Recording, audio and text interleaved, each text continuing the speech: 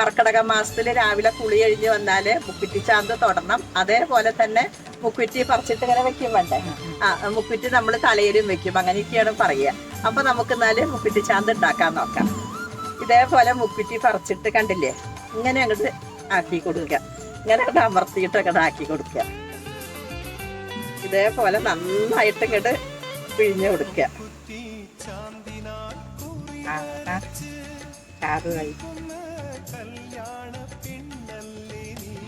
കണ്ടില്ലേ? ഇനി നമ്മള് ഇത് ഇങ്ങനെ എടുത്തിട്ട് തൊടു അല്ലാതെ തൊട്ടോളം ചെയ്യാൻ തൊടു ചേച്ചി വെക്കുന്ന